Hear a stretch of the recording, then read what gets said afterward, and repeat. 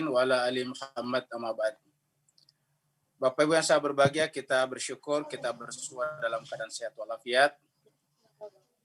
Dan karena Ustadz Tony Sanwani kita sudah bersama dengan kita, maka kepada Ustadz Tony kita persilakan untuk meneruskan pembahasan atau pembacaan tadarus kita.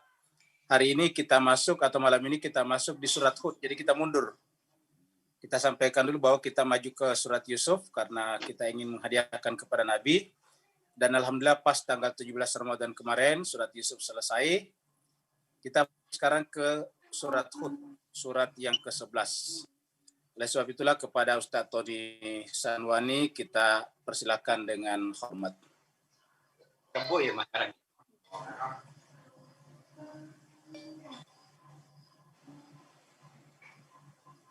Assalamualaikum.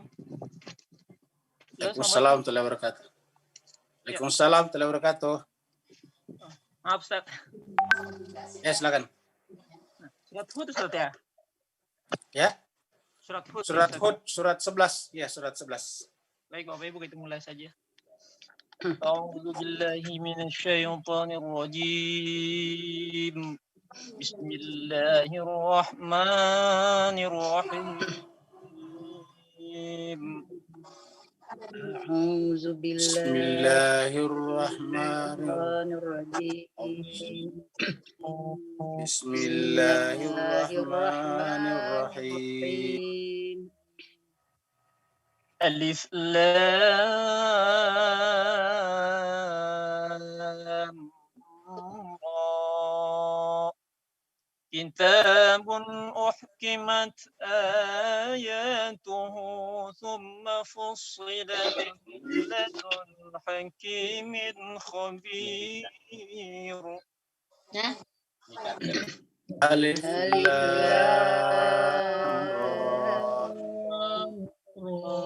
Kitabun uhkimat ayatuhu thumma fussilat min ladun hakimin khabir.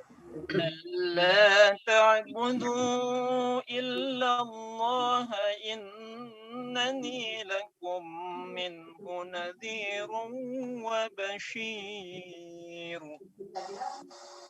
ألا تعبدوا إلا الله إنني لكم منه نذير وبشير. وأن استغفروا ربكم ثم توبوا إليه يمتعكم متاعا حسنا إلى أجل مسمى وأن استغفروا ربكم ثم توبوا إليه يمتعكم متاعا حسنا إلى أجل مسمى ويؤتي كل ذي فضل فضله وإن تولوا فإني أخاف عليكم عذاب يوم كبير. إن تولوا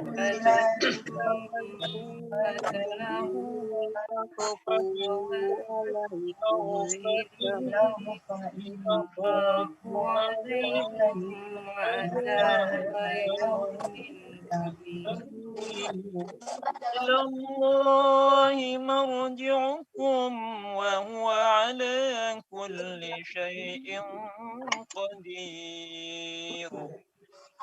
إلى الله مرجعكم وهو على كل شيء قدير.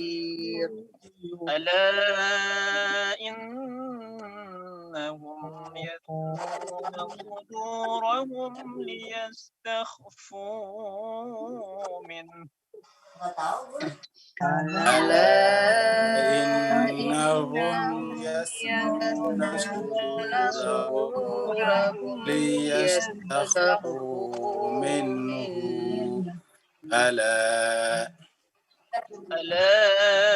حين يستغشون ثيابهم يعلم ما يسرون وما يعلنون ألا حين يستغشون ثيابهم يعلم ما يسرون وما يعلنون إنه عليم بذات الصدور إنه عليم بذات الصدور وما من دابة في الأرض إلا على الله رزقها ويعلم مستقرها وما من دابة في الأرض إلا على الله رزقها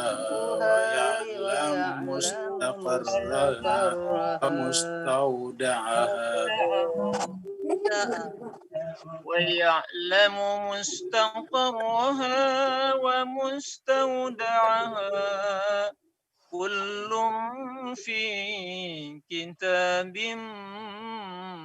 مبين ويعلم مستقرها ومستودعها كل في كتاب مبين وهو الذي خلق السماوات والأرض في 6 أيام وكان عرشه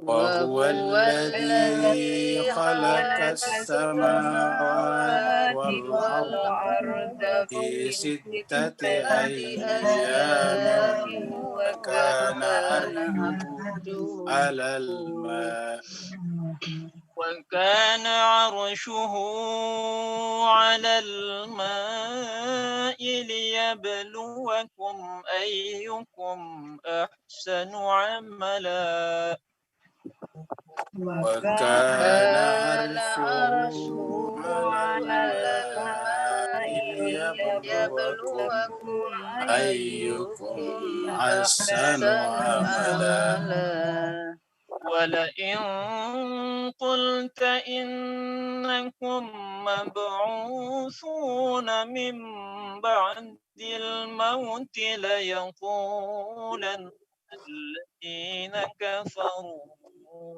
إن هذا إلا سحر مبين ولئن قلت إنكم مبعوثون من بعد الموت ليقولن الذين كفروا إن هذا إلا سحر مبين ولئن أخرنا عنهم العذاب إلى أمة معدودة ليقولن ما يحبسه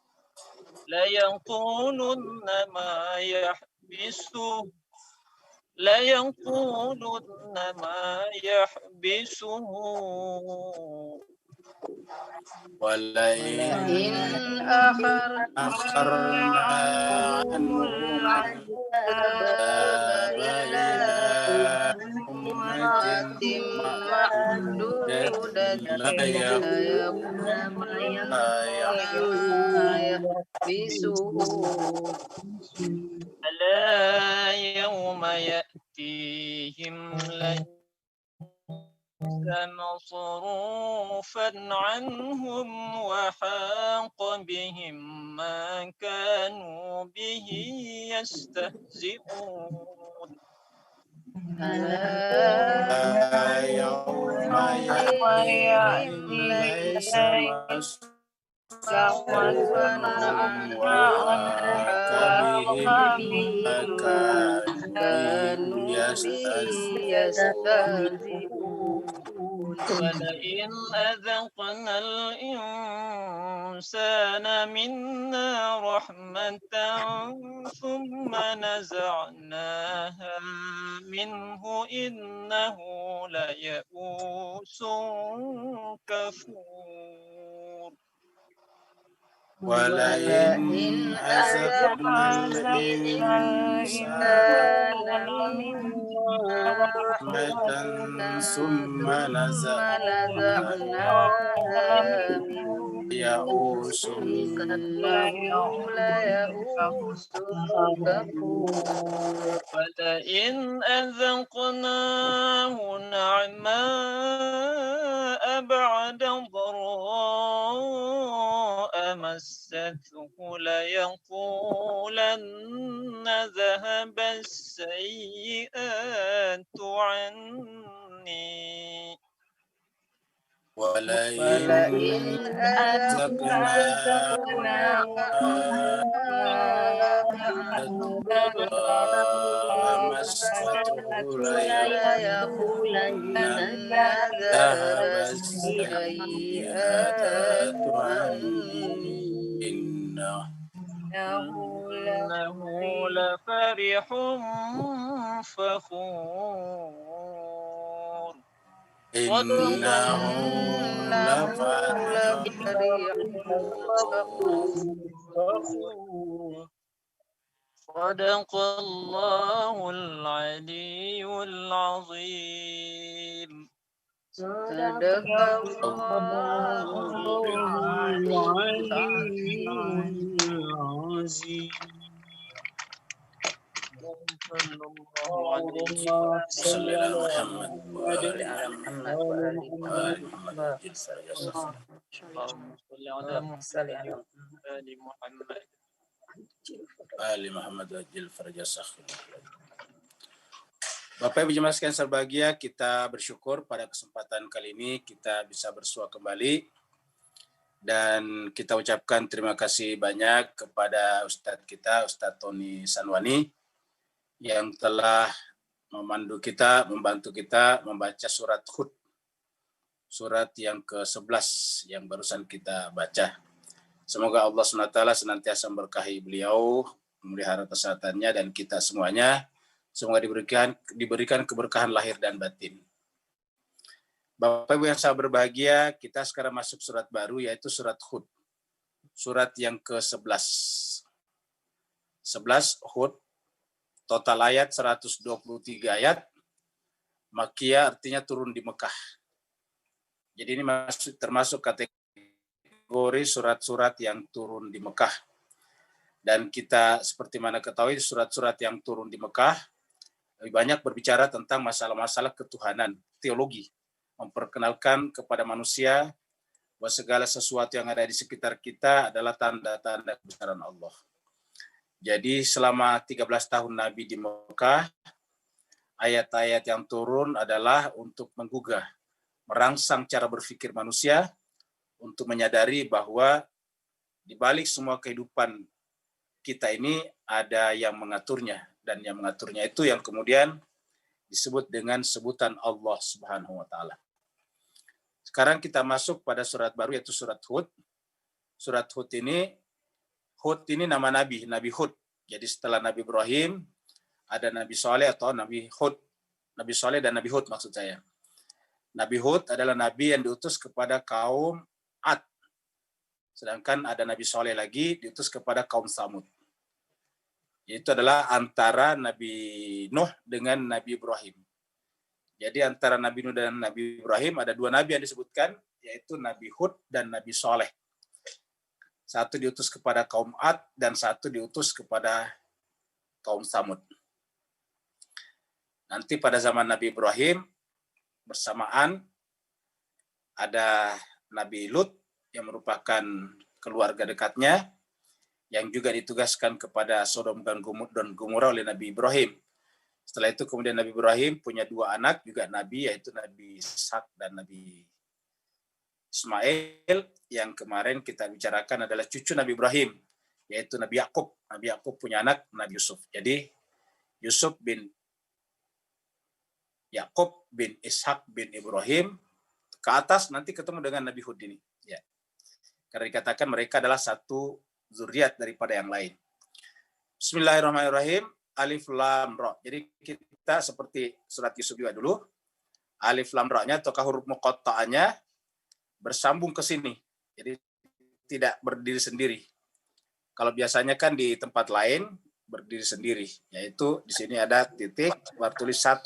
Ya. Kalau di sini tidak terpisah. Jadi Alif Lam Ra kitabun. Jadi langsung masuk. Ya.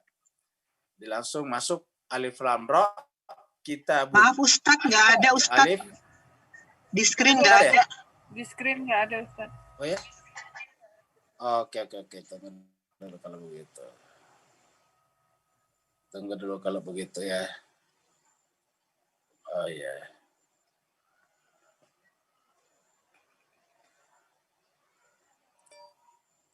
Sekarang masuk nggak? Belum Udah juga. kelihatan? Hah? Kelihatan ini? Oh, ini sedang bergeser. Ya, sekarang kelihatan. Udah? Oh, Ya, baru kelihatan Ustadz. Oke, baik. Jadi sekarang kita lihat surat Hud. Ini surat Hud. Jadi jemaah sekalian berbahagia, surat Hud adalah surat yang ke-11. Sekarang Alif Lam Ra. Kitabun uhkimat ayatu summa fussilat min ladun hakimin khabir. Jadi kita sudah terangkan Alif Lam Ra ini dan termasuk jenis huruf muqatta'ah. Muqatta'ah itu artinya terpenggal-penggal, terpotong-potong. Tidak boleh dibaca ar. Ya, seperti Alif Lam Ra. Harus satu-satu. Jadi bukan ar, tetapi Alif Lam Ra. Jadi Alif 1, Lam 1, Ra 1. Jadi 3 huruf di sini. Huruf Alif, huruf Lam, dan huruf Ra. Ini Alif, Lam, Ra. Makanya terputus-putus. Artinya baca satu-satu. Kita sudah terangkan dulu makna daripada surat huruf muqatta'ah, yaitu diantaranya adalah Allah SWT ingin memanggil perhatian kita bahwa ada sesuatu yang sangat penting, karena setiap selesai huruf muqatta'ah itu di belakangnya pasti kitab suci. Kitabun, Alif Lam Mim zalikal kitab misalnya. Surat Al-Imran Alif Lam Mim apalagi la Allahu la ilaha illa huwal hayyul qayyum nazzal alaikal kitab. Jadi selalu ada di belakangnya kitab. Satu. Yang kedua, ada yang mengatakan bahwa Alif Lam Ra atau nama-nama seperti ini adalah sebetulnya adalah panggilan lain daripada Nabi Muhammad kita. Jadi Alif Lam Ra, Alif Lam Mim, Yasin, Nun dan sebagainya itu adalah sebetulnya adalah Nabi Muhammad yang dipanggil dengan istilah-istilah ini. Apa sebabnya? Karena yang namanya kalimat kan semuanya kita belajar dari Al-Quran. Al-Quran itu kan tulisan. Tulisan itu berbentuk kalimat-kalimat. Kalimat-kalimat itu kan berbentuk kalimat-kalimat itu berbentuk kata-kata. Kata atau frasa. Kata-kata itu kan terbentuk dari huruf-huruf. Nah, huruf-huruf itu adalah tadinya tinta pena. Pena terus kemudian tergores, lahirlah kemudian simbol-simbol, tanda-tanda. Ya, lahirlah dalala namanya, tanda-tanda. Yang menyebabkan kita bisa baca. Jadi semuanya dari pena, dari dari intinya dari pena, yang kalau kita anggap bahwa ketika Allah menciptakan semuanya itu cara penciptaannya seperti cahaya, maka cahaya yang pertama terpancal adalah cahaya yang paling terang. Maka kemudian semuanya adalah merupakan wujud-wujud ataukah manifestasi-manifestasi daripada pendaran-pendaran cahaya. Sehingga kemudian setiap yang bernama huruf-huruf ini adalah pada hakikatnya adalah Nabi. Kenapa? Karena setiap huruf kita anggap sebagai pendaran-pendaran daripada cahaya. Jadi kita ibaratkan bahwa kayak pulpen itu ada tangki tintanya. Lalu kemudian ketika dituliskan itu tinta turun sedikit demi sedikit. yang tadinya di dalam tangki nggak bisa dibaca, nggak ada, kumpulan cairan saja. Tapi begitu keluar dari tangkinya, lalu kemudian tergores-gores, membentuk simbol-simbol, lalu kemudian kita bisa membaca, lalu kemudian lahirlah pengetahuan. Nah, begitu juga lah dengan itu. Maka mulai daripada alif sampai huruf terakhir adalah bisa diartikan sebagai pendaran-pendaran cahaya daripada Muhammad Sallallahu Alaihi Wasallam. Sehingga bisa diartikan semua huruf-huruf muqatta bisa ada yang mengembalikannya kepada Rasul Muhammad Sallallahu Alaihi Wasallam. Jadi alif lam ra kitabun, ya.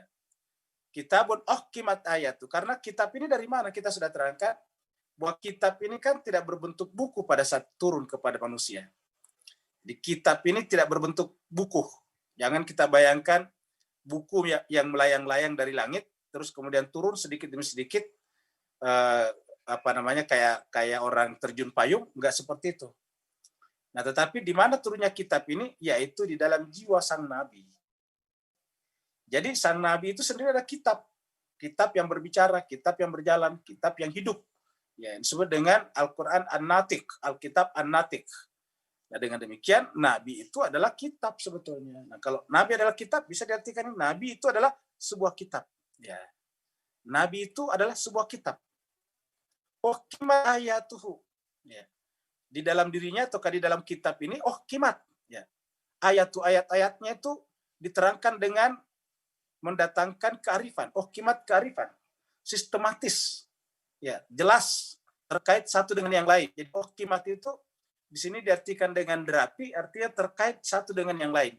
Yang namanya hukum itu tidak boleh satu kata saling bertentangan satu sama lain. Itu namanya hukum. Jadi kimat ayatu dari kata hukum. Jadi ayat-ayatnya itu membentuk satu mata rantai yang sistematis, yang tersambung, yang tidak mungkin terjadi kontradiksi. Tidak mungkin terjadi gap-gap pengertian antara satu kata dengan kata-kata lain, sehingga membaca secara keseluruhan dan mencoba memahami juga secara keseluruhan itu akan melahirkan pengetahuan yang bersifat komprehensif, bersifat holistik, bersifat menyeluruh. Ya. Dan orang yang punya pengetahuan bersifat menyeluruh, maka kemudian akan menjadi arif. Apa yang disebut menyeluruh? Bukan hanya menyeluruh dalam pengertian semua disiplin ilmu seperti ilmu-ilmu yang kita pelajari di sekolah, tetapi ilmunya itu menyangkut ilmu-ilmu empirik, ilmu-ilmu rasional, sampai kepada ilmu-ilmu yang bersifat huduri. Itu dengan komprehensif. Jadi komprehensivitasnya itu bukan hanya kaitannya dengan ilmu-ilmu indrawi, tapi juga relasi antara ilmu indrawi dengan ilmu-ilmu akli, ilmu rasional.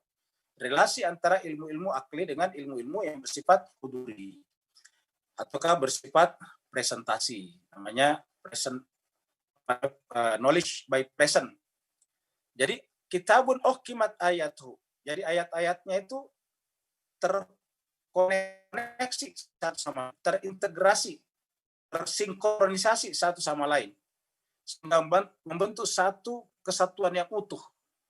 Jadi kimat ayatuhu, ayat-ayatnya disusun dengan rapi. Kata kimat nantinya kita juga menemukan kata-kata ayat-ayat muhkamat, sama. Ya. Ada dua jenis ayat, yaitu muhkamat dan mutasyabihat.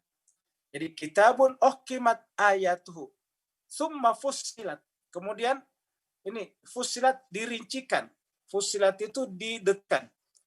Ayat-ayatnya itu adalah terdetilkan, terincikan. Min ladun hakimin khabir. Kenapa dia kimat? Kenapa di sini kimat? Karena ternyata juga adalah dari hakim. Hakim dan kimat itu asal katanya sama. Ya. Jadi summa fussilat, kemudian dijelaskan secara terperinci. Apa yang terperinci? Ada yang bersifat umum, ada yang merupakan breakdownan daripada yang umum itu. Lalu kemudian satu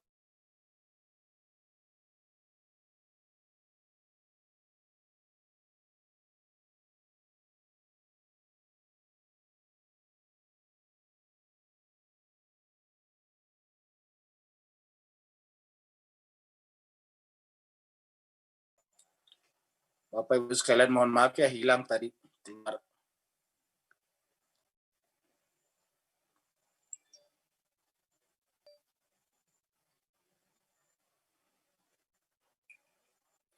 Nah, jadi kita teruskan. Jadi summa fussilat, kemudian diuraikan secara terperinci. Fussilat, diuraikan secara terperinci. Dari mana? Min ladun, dari sisi Allah SWT yang hakim, yang maha bijaksana. Screen-nya Ustaz. Ya. Ya? Screen-nya ya. Silakan Ustaz. Udah ada? Iya. Screen-nya udah kelihatan? Ya, iya kelihatan Ustaz. Jadi di sini dikatakan min ladun hakim, dari sisi ladun, dari sisi hakim yang maha bijaksana, khabir lagi yang maha mengetahui. Tapi cuma sekalian kata maha mengetahui di sini kita berikan sedikit penjelasan. Kata karena maha mengetahui itu kan alim juga maha mengetahui. Di kata alim, ya alim tulisannya begini. Ya. Ini juga adalah maha mengetahui juga alim. Ya. Kalau ini alim juga. Nah sekarang apa bedanya dengan khabir?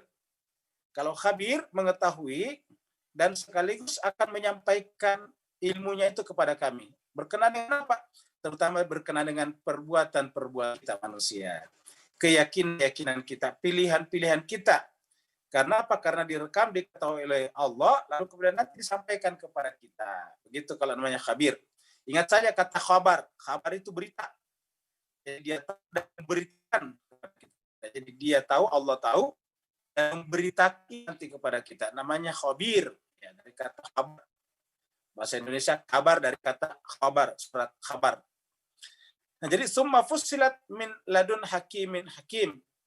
Dia berasal dari Allah SWT yang maha bijaksana, yang maha hakim, maha mengetahui hukum-hukum dan khabir, dan kemudian mengetahui, lalu kemudian menyampaikan kepada kita, dan sekaligus menghukumi semua perbuatan kita sesuai dengan proporsionalitasnya, karena dia Allah adalah hakim. Allah ta'budu illallah. Kemudian Allah mengatakan, buat apa Allah menurunkan kitab suci ini? Jadi untuk apa Allah Subhanahu wa taala mengirim nabi dan rasul, mengirimkan kepada kita kitab suci, kitabun, yang isinya tadi uhkimat ayatu summa fussilat min ladun khabir. Tujuannya agar kita sampai kepada puncak bahwa di atas segala-galanya ada satu yang mengaturnya. Ingat di surat Yusuf pembahasan kita sebelumnya bahwa fauqa kulli dzi ilmin alim.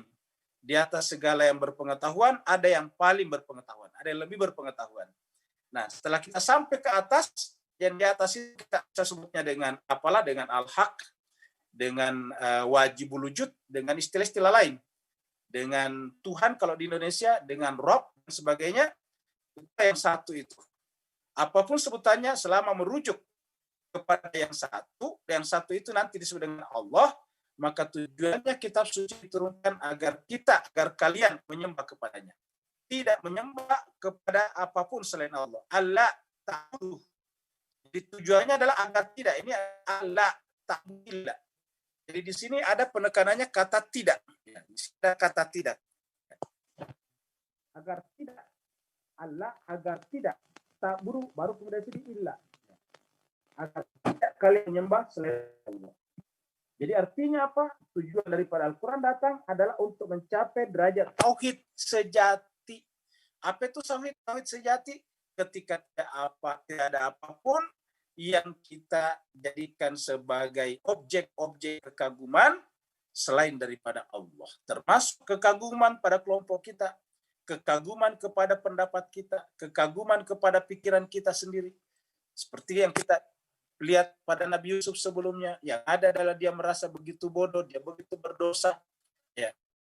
Kita dalam keadaan hanya benar-benar bergantung kepada Allah. Karena kalau kita bergantung kepada manusia, kita lihat surat Yusuf, bergantung kepada kakak-kakak kita misalnya, kakak-kakak yang seharusnya melindungi justru membuahnya sumur. Bergantung kepada orang tua juga tidak bisa melindungi pada saat kakaknya sedang berkonspirasi untuk membuangnya. Kesimpulannya bahwa cerita Nabi Yusuf yang kita bahas tempo hari adalah menunjukkan kepada kita tidak ada yang pantas dijadikan tempat berlindung, karena tidak ada yang pantas dijadikan sebagai wali, tempat berlindung selain daripada Allah, maka adalah juga hanya dialah yang pantas kita manusia sembah. Allah ta'budu illallah. Tidak boleh manusia membungkukkan hatinya selain kepada Allah. Allah ta'budu, menyembah. Tidak boleh manusia beribadah. Tidak boleh manusia menjadi budak selain kepada Allah Subhanahu wa taala. Allah ta'budu illallah. Nah, jemaah sekalian, ini paling gampang kita ucapkan, tetapi mewujudkannya berat. Dan karena itulah satu Al-Quran yang berisi pengetahuan sempurna dari Allah, tujuannya adalah agar kita semuanya sampai pada tingkat seperti ini. Allah ta'budu illallah. Manusia dan jin diciptakan untuk beribadah. Wa ma khalaqtul jinna wal insa illa liya'budun. Tiadalah aku ciptakan jin dan manusia, kata Allah, kecuali dalam rangka beribadah kepadaku. Nah, jadi hanya untuk beribadah kepada Allah saja.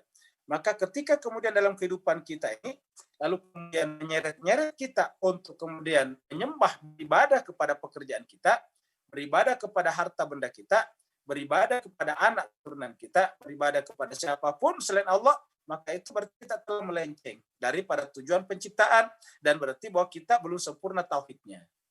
Ya, jadi harus benar-benar tidak ada yang kita mintai, yang kita harapkan selain daripada Allah Subhanahu wa taala, karena kita dapatkan dari cerita Yusuf siapapun juga.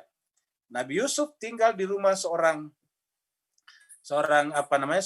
pejabat Al-Aziz, dan Al-Aziz tahu kalau Yusuf benar, tetapi tidak bisa juga berbuat ketika Zulaiha memasukkannya ke dalam penjara. Jadi artinya apa? Tidak ada tempat berlindung selain hanya kepada Allah Subhanahu wa taala. Jadi Allah ta'budu illallah, pantas kalian sembah kecuali Allah saja. Nah, ini yang harus kita pelajari terus-menerus agar ini tertanam, terpahat, terpatri di dalam jiwa kita. Kalau ini sudah terpatri dalam jiwa kita, berarti kita sudah fana. Apa artinya fana di sini? Perhatian kita, kecintaan kita sudah meninggalkan alam dunia. Yang ada hanya Allah Subhanahu wa taala. Ketika kemudian kita sampai kepada fana, yang kita cintai hanya Allah saja, apakah lantas kita tidak beraktivitas dunia? Oh, justru sebaliknya. Justru semakin rajin kegiatan dunianya, tetapi tidak terpengaruh. Dapat banyak, dapat sedikit, tidak terpengaruh. Kenapa? Karena orientasinya bukan dapat ini dan bukan dapat itu. Orientasinya adalah menjalankan tugas kewajibannya sebagai manusia, itu khalifah. Jadi manusia itu adalah satu, beribadah kepada Allah, wujud ibadahnya kepada Allah, wujud tauhidnya kepada Allah, diwujudkan dalam bentuk menjalankan tugas-tugas kekhalifahan di muka bumi.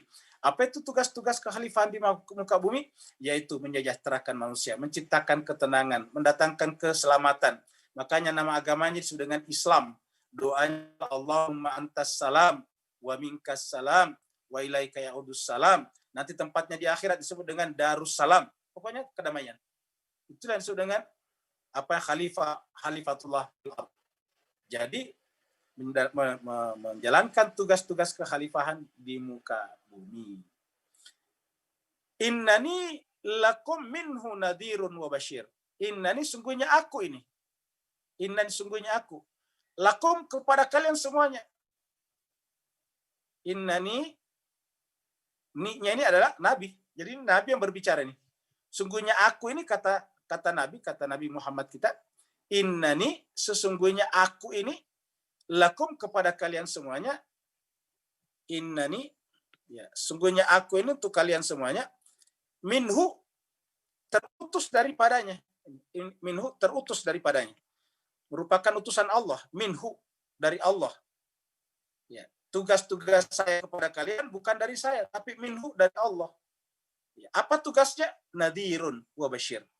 Pemberi peringatan dan pemberi kabar gembira. Jadi tugasnya adalah pemberi peringatan dan pemberi kabar gembira. Ya. Apa itu nazirun? Nazirun adalah memberikan peringatan bahwa kalau kalian tidak beribadah kepada Allah saja, maka itu namanya syirik. Kalau syirik nanti kalian bisa berakhir dengan penderitaan. Tempat penderitaan di akhirat namanya neraka, nar. Seperti api. Api itu membakar. Api itu adalah menghanguskan, meniadakan. Api itu membuat yang ada menjadi tidak ada. Sehingga orang masuk neraka disebut dengan la yamutu fiha wa la yahya. Yang kedua, apa itu basyir? Memberikan kabar gembira bahwa kalau kalian beribadah hanya kepada Allah, maka kalian nanti akan berakhir di sana dengan kebahagiaan abadi, kebahagiaan sejati. Tempatnya di sana namanya surga, jannah. Jannah itu artinya taman. Taman itu artinya apa? Tempat yang indah. Taman itu adalah gambarannya adalah semua kebutuhan ada di sana. Sejuk udaranya, ada kicauan burung segala, ada sungai-sungai mengalir padanya. Semuanya namanya taman itu adalah keindahan. Jadi nadhirun wa basyirun lakum kepada kalian semuanya. Jadi saya datang untuk kepada kalian semuanya. Apa semuanya? Manusia. Tidak terbatas pada satu ras tertentu. Tidak terbatas pada satu warna kulit tertentu. Tetapi lakum kepada kalian semuanya. Wa in istaghfiru rabbakum summa tubu ilaihi. Kemudian kita tahu jemaah sekalian serbahagia, setelah kita coba mempelajari tadi Alkitab di sini, kitab suci ini, ternyata kita menemukan bahwa diri kita itu sudah cukup jauh melenceng daripada kebenaran yang diajarkan di sini. Kita selama ini ternyata sudah cukup banyak menyembah Tuhan-Tuhan. Ternyata jiwa kita tidak hanya menyembah Allah, bahkan terkadang tidak menyembah Allah sama sekali. Yang kita sembah adalah diri kita, ego kita. Kita ujub kepada diri kita. Setiap perbuatan kita bukan minta perhatian dari Allah, tapi minta perhatian kepada manusia. Dari manusia namanya riya. Ya. Kita kemudian istikbar, takabur dengan perbuatan kita itu. Makanya kemudian setelah kita menyadari dengan mempelajari kitab suci Al-Quran, bahwa kita sudah terlalu jauh melenceng, deviasi daripada kebenaran, ternyata yang kita kagumi dalam kehidupan ini bukan Allah, tetapi diri kita, kelompok kita, ya ras kita, negara kita, dan sebagainya. Maka kemudian kita datang kepada Allah untuk menyadari semuanya itu. Datang kepada Allah menyadari itu dimulai dengan istighfar. Nah, jadi urutan-urutannya adalah istighfar. Apa artinya istighfar? Mengakui bahwa diri kita telah deviasi.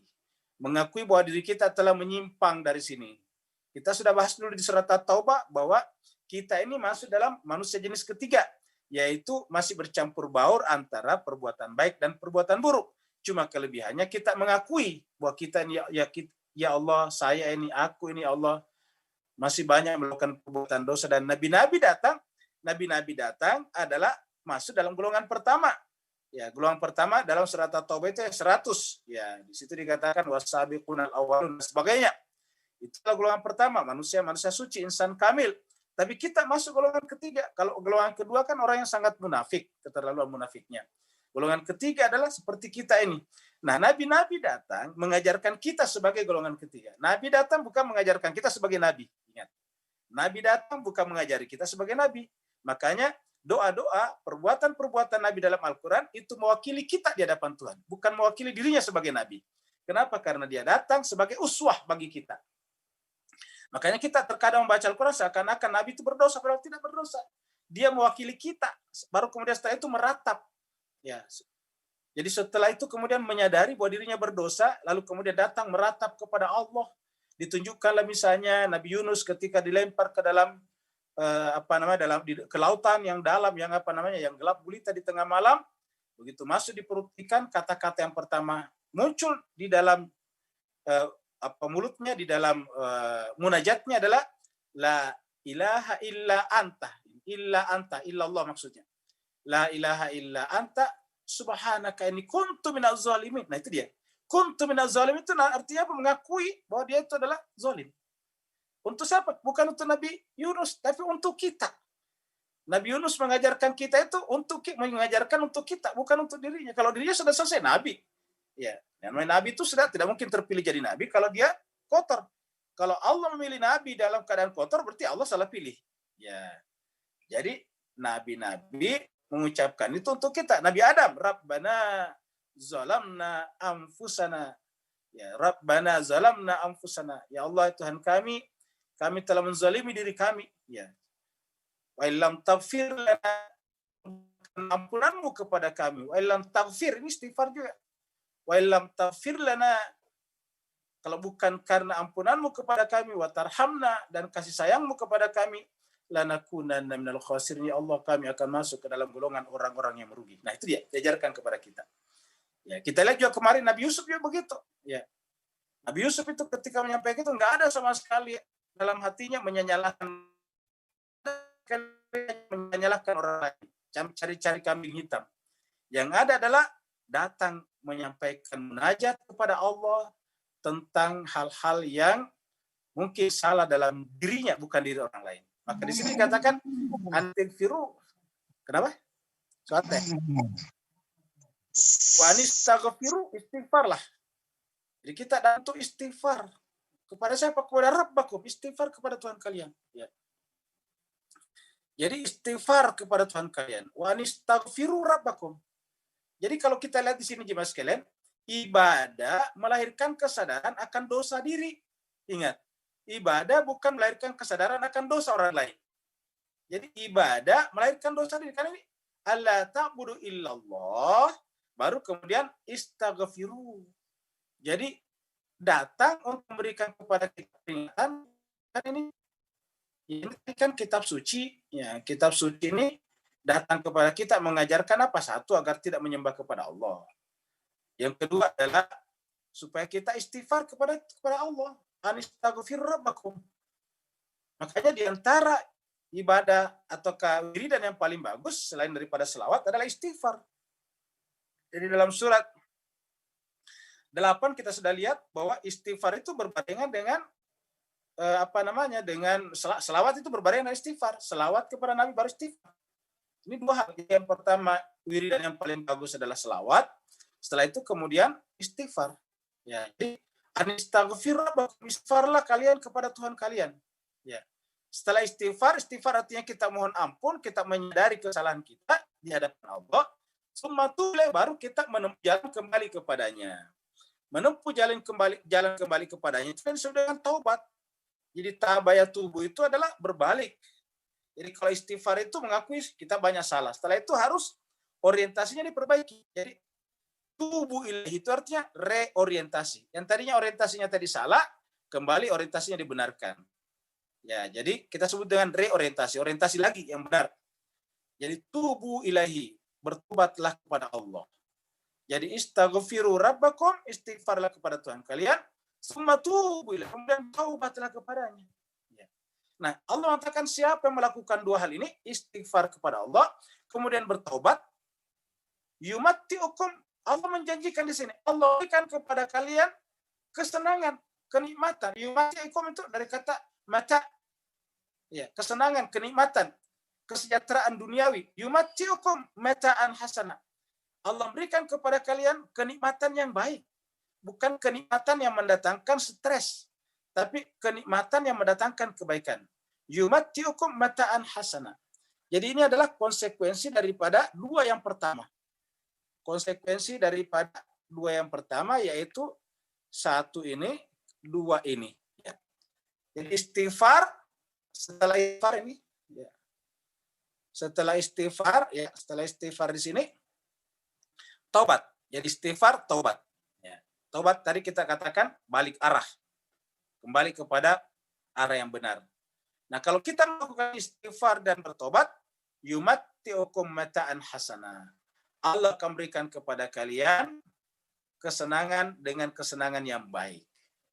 Makanya jemaah sekalian sekalian yang beriman itu dikatakan dalam Al-Quran itu selawat dan istighfar itu selalu diucapkan. Kita lihatnya di dalam surat ini, surat Al-Anfal. Ya.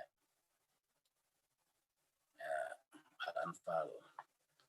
Ini Al-Anfalnya agak berat, internetnya agak berat nih, nggak bisa terbuka. Kita pakai Quran ini aja, ya. Nah, kita pakai Quran ini. Ya. Ya. Nah, kita lihat surat Al-Anfal. Kita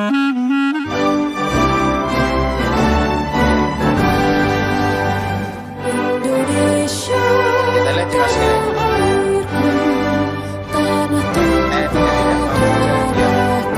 Wa ma kana Allahu liyu'adzibahum.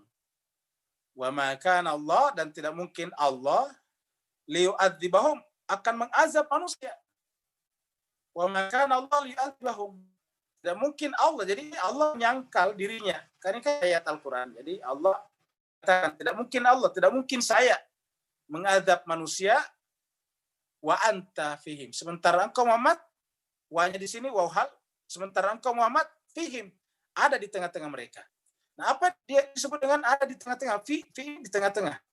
Di dalam mereka. Ada di dalam mereka. Jadi kalau kita duduk di dalam masjid, kita katakan najlisu fil masjidi. Fil masjid. Di dalam masjid. Jadi wa anta fihim, dan engkau Muhammad ada di dalam mereka. Apa artinya di sini di dalam mereka?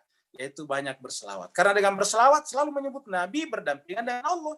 Ingat, kalau kita berselawat itu pasti nama Allah disebut. Baru nama anta Muhammad. Allahumma, kamu gitu kalau kita baca salawat. Allahumma salli ala Muhammad wa ali Muhammad. Jadi Allahumma salli ala Muhammad wa ali atau ala ali Muhammad.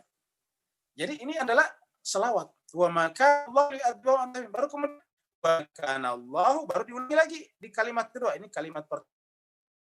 Wa maka Allah mu'adzibahum, dan Allah tidak mungkin mengazab mereka, menyiksa mereka, menghukum mereka.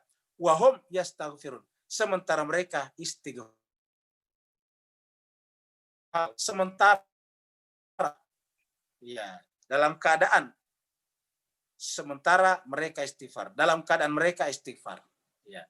Wahum yastaghfirun. Jadi Bapak sekalian lihat ini yastaghfirunnya berbentuk fi'il mudhari namanya, berketerusan. Yastaghfirun itu adalah pekerjaan yang berketerusan.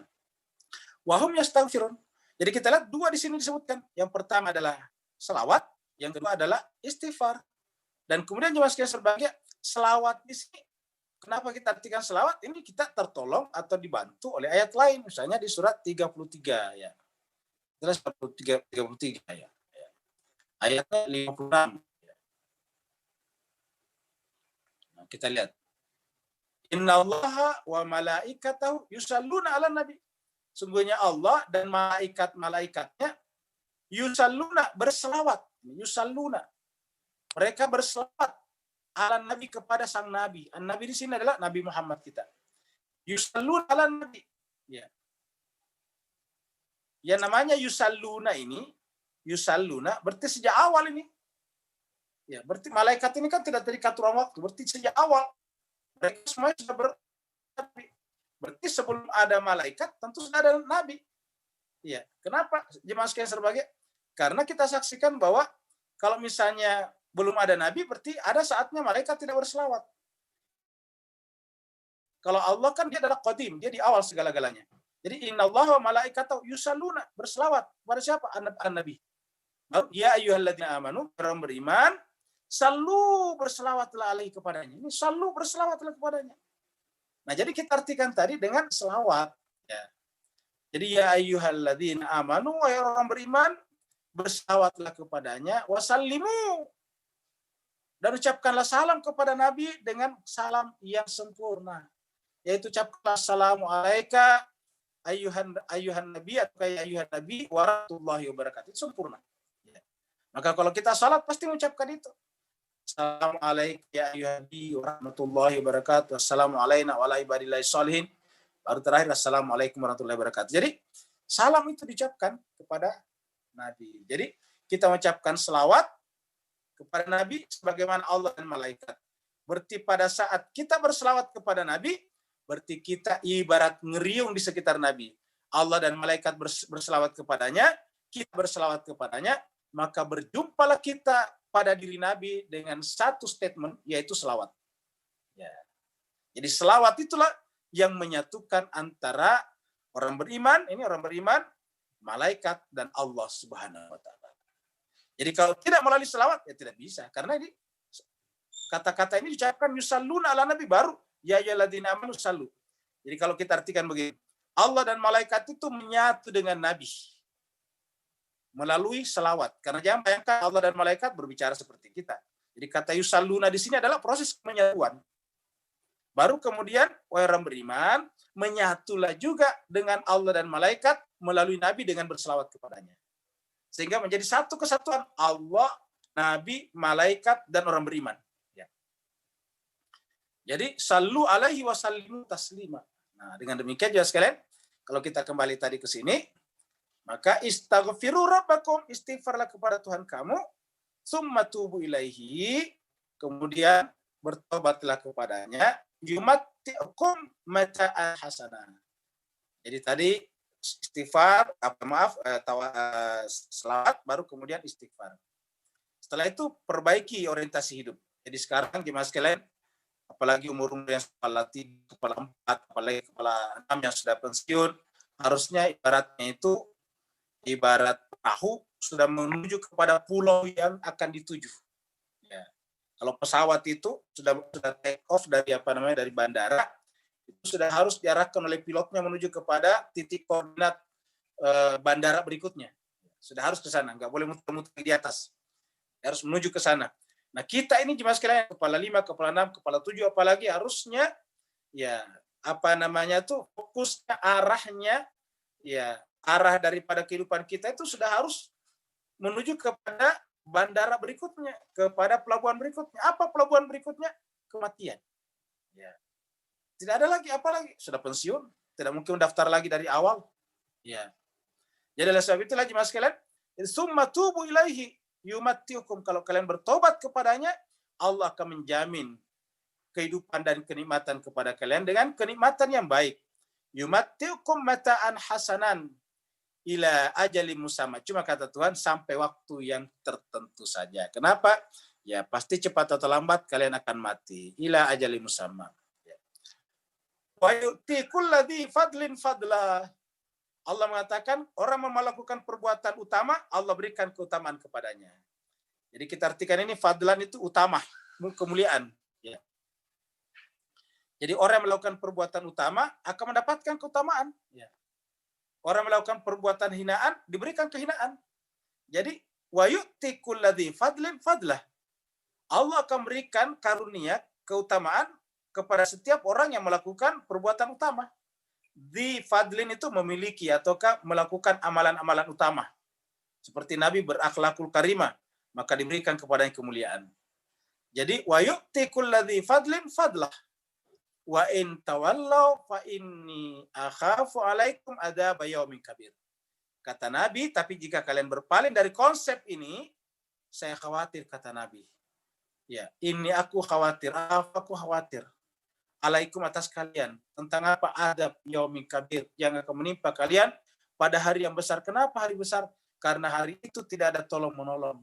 Pada hari itu tidak ada instrumen-instrumen yang bisa bekerja kecuali instrumennya Allah. Pada saat itu kita tidak bisa lari. Pada saat itu kita tidak punya lagi kreativitas untuk mengatasi kesulitan pada saat itu. Jadi Nabi mengatakan, kalau kalian berpaling daripada konsep ini, daripada ajaran ini, ya, saya khawatir akhafu alaikum adzab yaumin kabir. Yang khawatirkan kepada kalian adalah mendapatkan azab yang besar. Jadi perhatikan ya sekalian, Nabi datang kepada kita murni tidak ingin melihat kita pada penderitaan.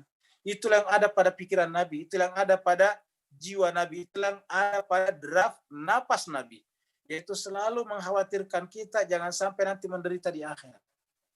Akhafu alaikum adzab yaumin kabir.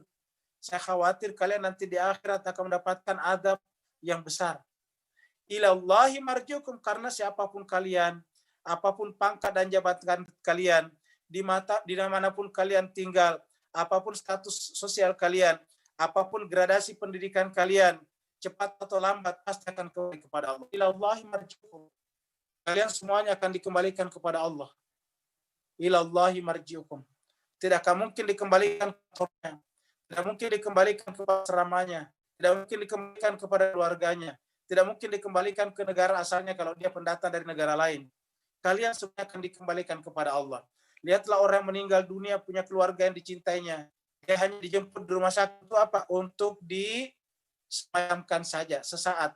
Setelah disemayamkan, dimandikan, dikafankan, disalatkan, di mana dibawanya? Dibawa ke kuburan. Tinggalkan di sana coba. Terus rumahnya ditinggalkan. Kendaraannya ditinggalkan. Istrinya ditinggalkan. Suaminya ditinggalkan. Anak cucunya ditinggalkan semua. Ditinggalkan. Allah kalian akan dikembalikan. Kita semuanya akan mengalami nasib seperti ini Bapak Ibu sekalian. Wa huwa ala kulli syai'in, dan tidak ada yang bisa lolos dari sini. Kenapa? Allah berkuasa atas segala sesuatu. Ya, jadi Allah sudah menentukan itu dan Allah berkuasa atas segala sesuatu. Qadir itu berkuasa terhadap segala sesuatu. Kulli syai'. Tanpa kecuali. Ala ketahuilah innahum yasnuna sudurahum. Ala ketahuilah, camkanlah, catatlah, innahum sesungguhnya mereka siapa? Yang menolak tadi konsep yang di atas ini. Ya, mereka tidak menerima konsep ada kehidupan setelah kehidupan akhirat. Ya, mereka menolak adanya kehidupan yang di sana kita diminta pertanggungjawaban. Maka Allah mengatakan sungguhnya orang-orang seperti itu yasnuna sudurahum, menyimpan sesuatu di dalam dada mereka. Menyimpan sesuatu, yasnuna sudurahum. Ini kalau terjemahnya bagus nih, membusungkan dada mereka. Jadi artinya ada kesombongan yang mereka simpan. Ya, yaitu tentang penolakannya kepada konsep agama. Tetapi mereka sembunyikannya, liyastakhfu minhu. Tetapi dia tidak ingin menampakkannya. Jadi sebetulnya di dalam hati mereka itu ada ketidakpercayaan kepada akhirat. Kalau kita bicara akhirat, dalam hati ini katakan nantilah kita lihat. Ya. Jadi disebut dengan yasnuna sudurahum. Mereka itu menyembunyikan sesuatu, menyimpan sesuatu di dalam dada mereka. Yasnuna sudurahum. Untuk apa? Liyastakhfu minhu. Supaya kita tidak mengetahui hakikat isi dada mereka, hati mereka. Mereka menyembunyikan itu dari kita, semua dari manusia semuanya. Liyastakhfu minhu. Ya.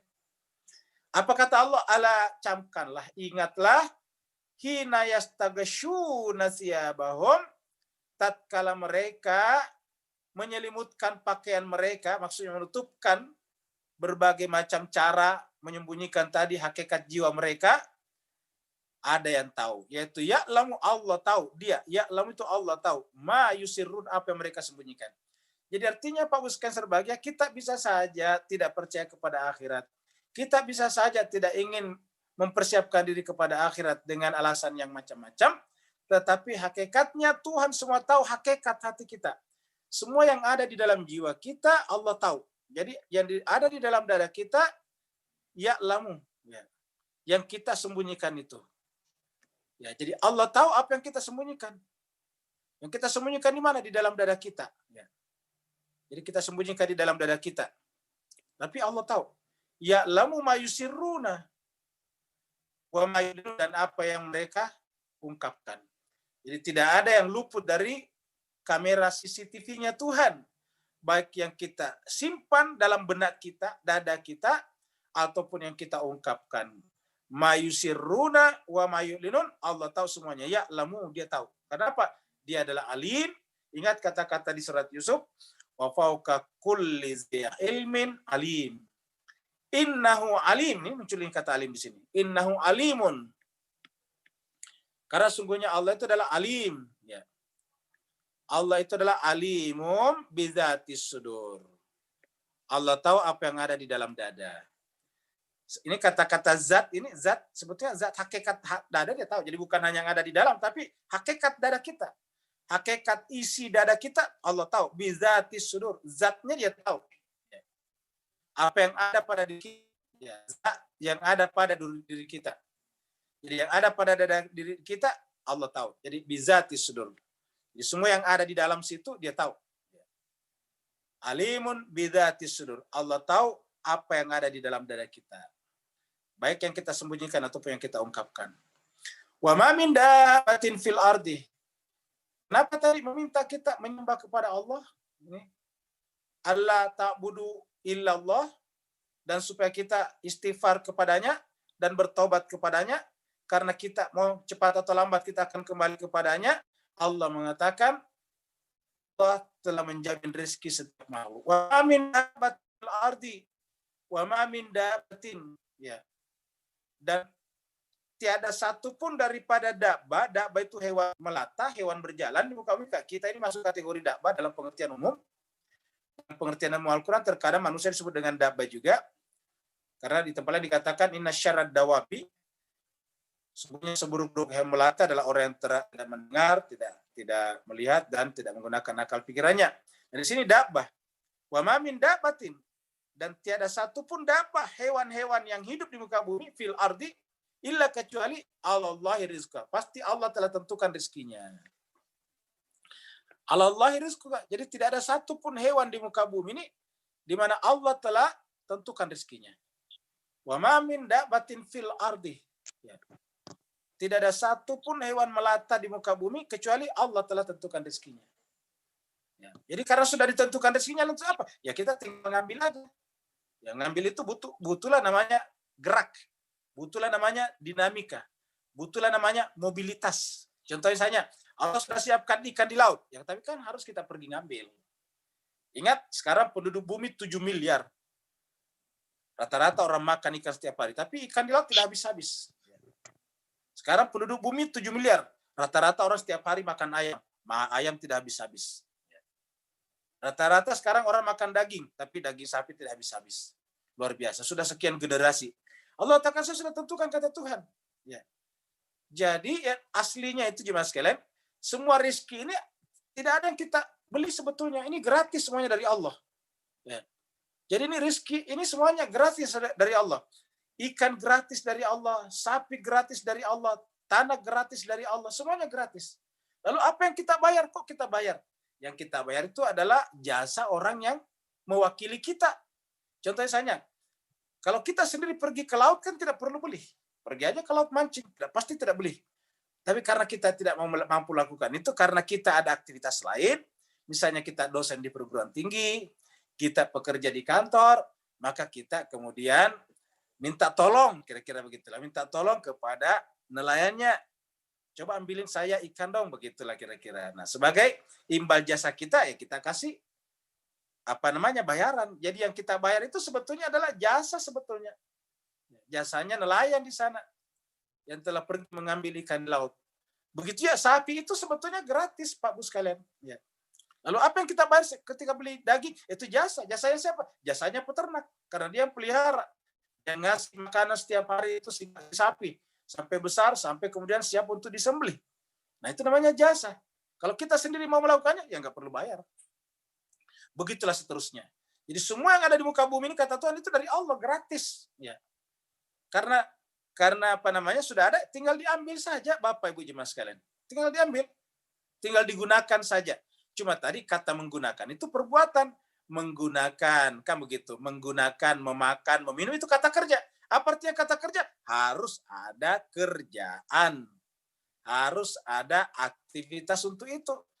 Ya, walaupun kita hidup di tengah-tengah kebun yang semuanya berbuah, tapi kalau kita tidak ingin mengambil dengan tangan kita untuk masuk ke mulut kita, ya tidak mungkin.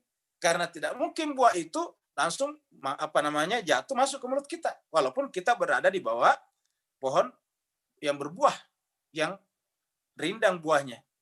Selalu harus ada usaha. Ya. Nanti setelah kita masuk di mulut kita, harus dikunyah-kunyah juga. Itu usaha namanya, kerja. Harus dikunyah. Ya. Nggak bisa hancur itu kalau tidak dikunyah. Setelah dikunyah, ya kita harus telan. Telan semua adalah pekerjaan. Nah, begitulah jemaah sekalian berbahagia. Jadi sebetulnya itu hanya konsekuensi logis daripada kehidupan kita di alam ruang waktu. Maka harus ada aktivitas. Aktivitas itu meniscayakan ruang dan waktu. Atau ruang waktu meniscayakan aktivitas. Jadi wa ma min dabbatin fil ardi, tidak ada satu pun dabba di muka bumi ini kecuali telah ditentukan rezekinya oleh Allah. Untuk apa? Supaya kita gunakan itu untuk menyembah kepadanya tadi. Alla ta'budu illallah. Kalau salah ya istighfar. Kalau salah jalan ya bertaubat kepadanya. Begitulah jemaah sekalian. Allah kalau sudah melakukan ini, maka kita akan menikmati semua rezeki itu dalam keadaan mataan hasanah. Ya. Nah, kalau konsepnya tidak seperti ini, nanti akan menyebabkan kita stres. Ya, dapat rezeki banyak tetapi stres. Ya. Sebetulnya kalau kita lakukan ini, hidup ini menjadi menyenangkan. Wa ya'lamu mustaqarraha wa mustaudaha. Jadi Allah lah yang telah menentukan rezeki setiap apa yang ada di muka bumi, bukan hanya manusia tetapi hewan-hewan juga. Ikan-ikan di laut, burung-burung di udara, harimau di hutan, ular-ular, semuanya Allah tentukan. Ya, padahal mereka itu nggak dikasih akal, mereka bisa hidup. Sampai sekarang masih ada ular, menunjukkan bahwa ular hidup sampai sekarang. Padahal ular itu jauh sebelum manusia pertama diciptakan, sudah ada ular. Sampai sekarang masih ada, kenapa? Ya masih turun-temurun, kenapa? Ya ada rizkinya, padahal mereka tidak punya akal. Ya, yang tidak punya akal saja bisa hidup sampai sekarang. Sampai sekarang harimau masih ada. Sampai sekarang burung-burung masih ada. Sampai sekarang juga ulat-ulat masih ada. Sampai sekarang kupu-kupu masih ada. Kenapa? Ya Allah tentukan rezekinya semuanya. Jadi bukan hanya manusia tapi semuanya. Wa ya'lamu mustaqarraha wa mustaudaha. Allah juga tahu apanya mustaqar, tempat tinggalnya. Apa tempat tinggalnya? Di mana nanti manusia itu lahir dari rahim siapa, lalu kemudian tinggal di negara mana, setelah tinggal di negara mana, beli rumah di mana, semua mustaqar. Ya.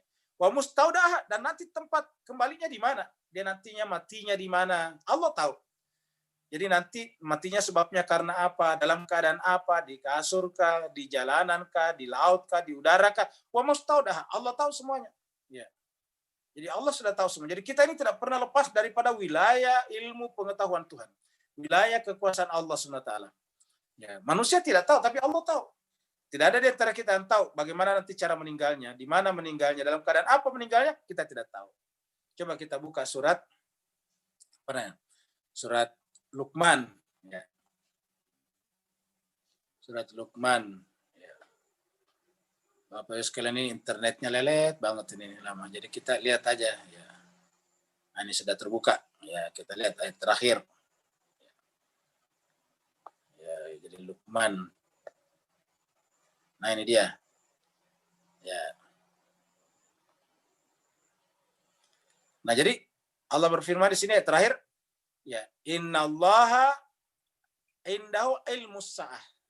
Sesungguhnya di sisi Allah itulah, ini, sungguhnya di sisi Allah itulah, ya, ilmu. Ilmu apa? Ya, ilmu tentang as-sa'ah. Apa itu sa'ah? Bisa kiamat besar, bisa kiamat kecil. Terutama untuk kita kiamat kecil. Ya, jadi terutama untuk kita adalah kiamat kecil. Ya.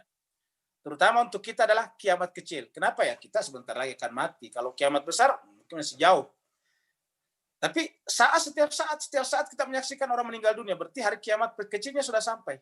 Nah, kita tidak tahu, tapi Allah tahu. Innallaha indahu ilmus sa'ah. Sungguhnya Allah di sisinya lah pengetahuan tentang asa kematian. Yunazzilul ghaitsa. Dia menurunkan angin, hujan. Yunazzilul ghaitsa, dia menurunkan hujan. Untuk siapa? Untuk kita. Dia menurunkan hujan di sini. Ya. Untuk kehidupan kita. Wa ya'lamu ma fil arham, bahkan dia tahu apa yang ada di dalam rahim. Ya, dia tahu apa yang ada di dalam rahim. Ya. Dia tahu apa yang ada di dalam rahim. Wa ma tadri nafsu madza taksibu gadan. Tapi kata Tuhan, tidak ada satu orang pun ma tadri nafsu madza taksibu gadan. Tidak ada satu orang pun yang tahu persis apa yang akan dilakukannya besok. Apa yang terjadi padanya besok juga. Jadi tidak ada di antara kita, kata ayat ini, yang tahu apa yang terjadi pada dirinya besok. Ya. Tidak ada dalam kita yang tahu. Ya. Ma tadri nafsu madza taksibu gadan. Tidak ada yang tahu apa yang terjadi besok. Ya. Wa ma tadri nafsun bi ayyi ardin tamut. Dan tidak ada satu orang pun tahu di bumi mana dia akan mati. Jadi tidak ada yang tahu di bumi mana dia akan mati. Ma tadri nafsun. Tidak ada satu orang pun yang tahu di bumi mana matinya. Ya. Bi ayyi ardin tamut. Di negara mana nanti matinya. Di bumi mana nanti matinya. Yang tahu siapa? Allah. Innallaha alimun khabir, sama tadi. Allah itu adalah alimun khabir. Ya, Allah itu adalah alimun khabir. Ya, ini adalah alimun khabir. Ya. Jadi innallaha alimun khabir. Jadi ma tadri nafsun bi ayyi ardin tamut. Tidak ada satu orang yang tahu, nafs diri jiwa manapun yang tahu di mana akan matinya. Tapi innallaha alimun khabir. Sama dengan ayat ini tadi.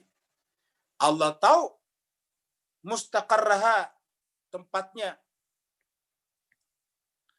Allah tahu mustaudaha, nanti tempat matinya di mana, tempat tinggalnya ujungnya di mana, tempat matinya nanti di mana. Kullun fi kitabin mubin, semuanya ada dalam kitab yang nyata. Jadi Allah sudah tahu semuanya karena semuanya sudah tertera di dalam kitab yang nyata. Wa huwa alladzi khalaqas samawati wal arda fi sittati ayyam. Dia Allah menciptakan langit dan bumi fi sittati ayyam, selama 6 masa. Fi sittati ayyam. Kana arsyuhu 'alal ma'. Nah, ini kita mendapatkan sekarang definisi tentang arasnya Tuhan. Jadi Bapak sekalian lihat ini arash. Ya. Wa kana arsyu, dan arasnya Allah itu adalah alal ma, di atas air. Di air. Jadi di atas air. Jadi wa kana arsyu alal ma, arasnya Allah itu di air. Jadi wa kana arsyu alal ma, arasnya Tuhan di air. Jadi artinya apa? Allah mengontrol kehidupan itu dari air, karena semuanya dari air. Kalau seandainya di bumi ini tidak ada air, maka nasib bumi sama dengan bulan. Tidak ada kehidupan. Permukaan bumi hampir sama dengan permukaan bulan, seandainya tidak ada air. Tidak ada air, karena itu tidak ada oksigen. Ya. Jadi, aras itu berkehidupan, dan semuanya bermula dari air. Tubuh kita mayoritasnya air. Airlah yang berubah jadi macam-macam. Air yang berubah jadi darah. Air yang berubah macam-macam. Pokoknya air. Ya. Mata kita tidak bisa bergerak-gerak kalau tidak ada airnya. Harus berair itu mata, Pak Sekalian. Begitu dia kering, dia rusak. Ya. Jadi kehidupan ini adalah air sebetulnya. Airlah yang dibutuhkan oleh tumbuh-tumbuhan, sehingga tumbuh-tumbuhan bisa tumbuh dan mengeluarkan buah yang kita makan setiap saat. Kita makan padi dan gandum setiap hari itu adalah karena ada air sebelumnya. Ya, semuanya. Kita melihat di atas kepala kita, burung-burung berciut-ciut setiap pagi, ayam berkokok, itu sebetulnya karena air. Kalau tidak ada air, mereka tidak bisa melakukan itu semuanya. Jadi kesimpulannya sederhana kalau dari Allah. Kehidupan kita itu hanya bergantung pada air. Sehingga dikatakan, aras kehidupan kita adalah air. Artinya arasnya singgasana Tuhan. Mengatur kehidupan kita sebetulnya di air. Arsyu alal ma. Arasnya Tuhan di dalam mengontrol kehidupan kita di air. Begitu air tidak ada, orang kelaparan, orang kehausan. Ya. Jadi aras itu kan singgasana. Singgasana itu kan pusat pemerintahan. Jadi pusat pemerintahan Tuhan dalam kehidupan kita ini adalah di air. Dan sampai sekarang, kecanggihan ilmu pengetahuan manusia belum bisa menentukan air itu awalnya dari mana. Bapak Ibu sekalian, masuklah di Google, search di sana, cari di sana, tulis The History of Water. Itu para ilmuwan juga masih bingung, itu air awalnya dari mana? Kok bisa ada air di muka bumi ini? Dan sampai sekarang ini, dari miliaran planet-planet di alam semesta kita, yang baru dipastikan ada airnya cuma bumi. Kalau toh di tempat lain dikatakan ada, itu baru asumsi, namanya hipotesa saja. Jadi air ini adalah misteri yang luar biasa. Kenapa? Hanya ada di bumi kita. Jadi Allah mengatakan wa kana arsyu alal ma. Arasnya Allah itu adalah di air. Liyabluwakum ayyukum ahsanu amala. Dengan air itu lahirlah kehidupan. Untuk apa? Untuk menguji kalian siapa yang paling baik amal perbuatannya. Ya, ayyukum ahsanu amala. Sama di surat Al-Mulk. Walladzi khalaqal mauta wal hayata liyabluwakum, ini sama liyabluwakum juga. Ayyukum ahsanu amala, siapa yang paling di antara paling baik amalnya. Ayyukum ahsanu amala. Jadi kita sebetulnya cuma air aja Bapak Ibu sekalian. Ya. Saya sekarang bisa berbicara dan Bapak Ibu bisa mendengarkan suara saya karena di tenggorokan kita berair. Bayangkan kalau dia tidak berair, tidak bisa kita berbicara. Ya. Bapak Ibu sekalian bisa mendengarkan ceramah. Kenapa? Karena di dalam dirinya masih cukup air. Begitu airnya sudah tidak cukup, namanya dehidrasi, parah, ya tidak bisa, pasti pingsan. Ya. Jadi semuanya karena air. Jadi wa kana arsyu alal ma liyabluwakum ayyukum ahsanu amala. Jadi manusia ini jemaah sekalian sombongnya terkadang tidak ketulungan karena punya ini dan punya itu, ternyata hidupnya tergantung pada air saja. Pada air saja. Kalau ada seorang raja menguasai negara yang begitu luas, lalu kemudian tersesat di padang pasir, lalu kemudian di sana dia mengalami dehidrasi, lalu kemudian ada seorang musafir lewat membawa kantong air, lalu kemudian raja itu pasti yang pertama dia minta adalah air. Ya, tidak mungkin dia pertama minta supaya disembah sebagai raja, enggak mungkin. Minta adalah air. Dan begitu si musafir mengatakan, saya mau kasih air, tetapi kalian berbagi kerajaan setengah dari saya, pasti rajanya mau. Kenapa? Dia tahu kalau dia tidak minum pada saat itu dia mati. Begitu mati, ya kerajaannya tidak digunakan lagi. Pasti dia mau. Artinya apa jemaah sekalian? Kehidupan manusia itu pada air, bukan pada kerajaannya. Ya. Liyabluwakum ayyukum ahsanu amala. Jadi air inilah sebetulnya adalah sesuatu yang luar biasa pada kehidupan kita. Wala in qulta innakum mab'utsuna min ba'dil mauti. Bagi orang-orang yang tidak percaya, yang akalnya tidak sampai beyond melampaui cara berpikir seperti ini, bahwa mereka itu sebetulnya hidup dari air, dan air itu sampai sekarang misteri tidak tahu dari asal usulnya. Kalau mereka dikatakan kepadanya tentang konsep-konsep hidup seperti ini, mereka akan mengatakan itu adalah sihir yang nyata. Ya. Walain kulta, jika kamu Muhammad mengatakan kepada mereka, ya, innakum mab'utsuna min ba'di, kalian ini beribadahlah kepada Allah karena kalian akan dibangkitkan. Innakum mab'utsuna, kalian ini akan dibangkitkan. Ya. Innakum mab'utsuna min ba'dil maut, kalian ini akan dibangkitkan setelah mati. Jadi setelah mati masih ada kehidupan lagi. La yaquluna, apa kata mereka? Pasti mereka berkata, siapa mereka? Alladzina kafaru. Pasti alladzina kafaru berkata, in hadza illa sihrun mubin. Yang disampaikan ini tiada lain daripada sihir yang nyata. Ya. Wala in akharna anhumul adaba ila ummatin ma'dudatin la yaquluna ma yahbisuh. Dan jika akharna, kami kata Tuhan menunda, mengakhirkan, ya, mempending apanya, siksa azab mereka dari mereka. Sampai kapan? Ila ummatin, sampai suatu generasi. Ma'dudatin tertentu.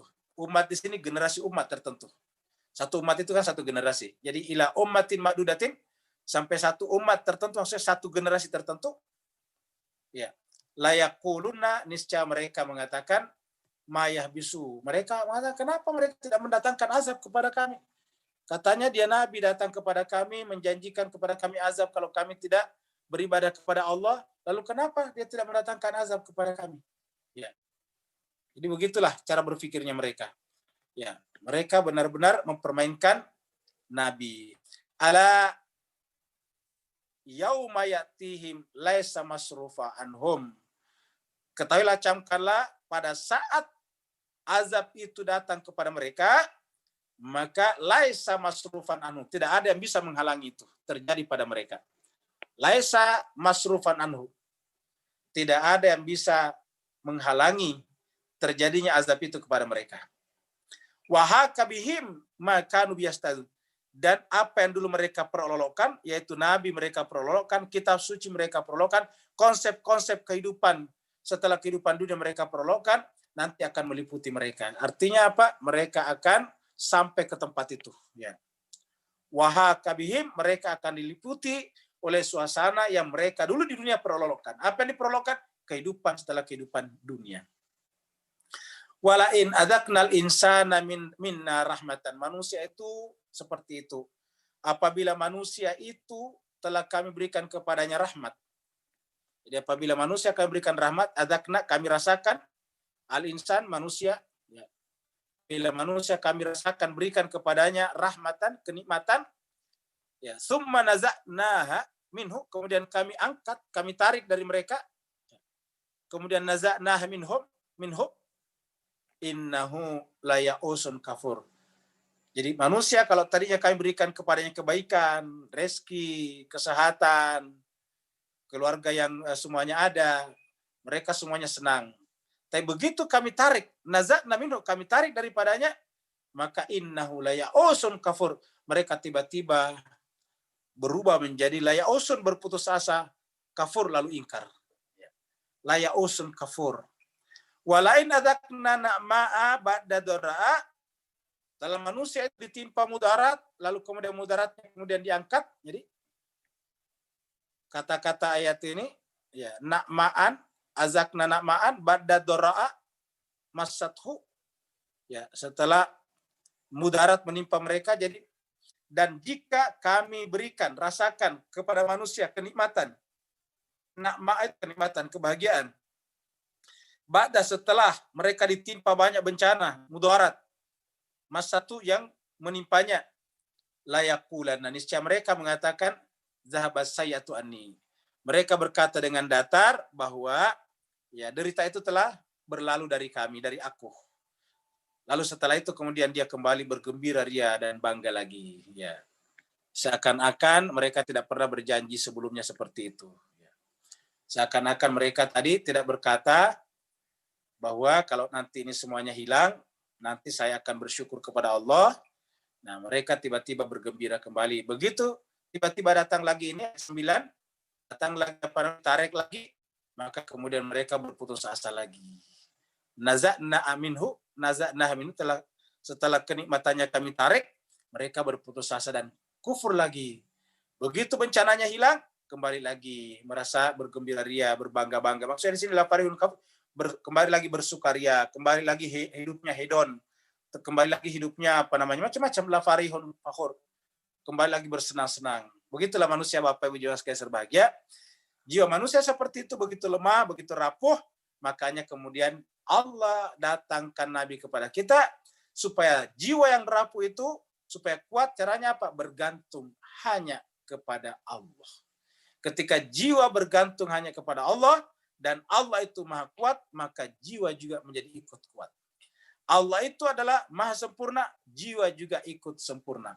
Allah itu maha indah, jiwa juga menjadi indah. Allah itu maha mengetahui, jiwa juga ikut mengetahui rahasia-rahasia. Seperti yang kita dapatkan pada cerita Nabi Yusuf. Bapak Ibu jemaah sekalian, itulah pembahasan kita pada malam hari ini. Surat Hud sampai ayat 10. Terima kasih banyak. Kalau ada yang bertanya, dipersilakan.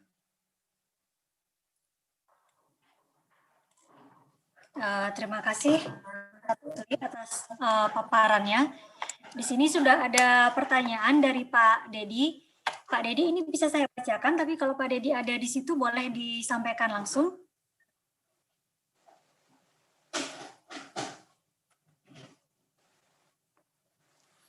Baca aja tadi. Oke, kalau nggak ada saya sampaikan aja. Oke ya. Pertanyaannya gini Ustadz, mungkin Ustadz punya formula terkait materi yang saya tanyakan. Kelihatannya minggu lalu ini Pak Dedi sudah bertanya, tapi mungkin belum terlalu puas gitu Ustadz dengan jawabannya.